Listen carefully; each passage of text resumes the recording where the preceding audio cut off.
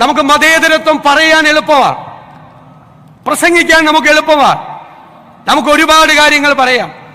മതേതരത്വം ഒരു വശത്ത് പറഞ്ഞുകൊണ്ട് മറ്റൊരു വശത്ത് വിദ്വേഷ പ്രസംഗം നടത്തുന്നവരെ നമ്മൾ പൊന്നാടയിട്ട് സ്വീകരിക്കരുത്.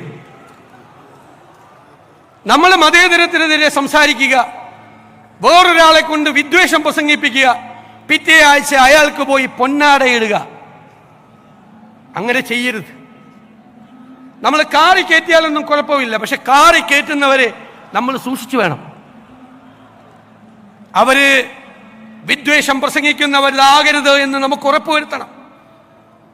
അതിനെതിരായി ചെറുത്തു നിൽക്കാൻ, പ്രതിരോധം സൃഷ്ടിക്കാൻ ഒരു മനസ്സുണ്ടാകണം. അതിന് കാപട്യമല്ല വേണ്ടത്.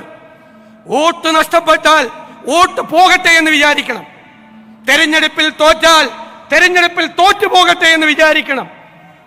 മതേതരത്വത്തിൽ തൊട്ട് കളിച്ചാൽ, വിട്ടുവീഴ്ചയില്ലാത്ത നിലപാടെടുത്ത് വാക്ക് പറഞ്ഞാൽ വാക്കായി അതിന്റെ കൂടെ നിൽക്കണം.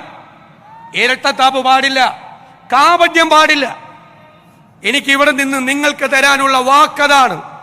തെരഞ്ഞെടുപ്പിൽ തോറ്റാലും നിരവധി തെരഞ്ഞെടുപ്പുകളിൽ തോറ്റാലും മതേതരത്വം ബലി കഴിച്ചുകൊണ്ടുള്ള ഒരു കോംപ്രമൈസിനും തയ്യാറാവില്ല. അതിനേക്കാൾ വലിയ വാക്ക് ഈ മഹാസമ്മേളനത്തിൽ വെച്ച് നൽകേണ്ടതില്ല.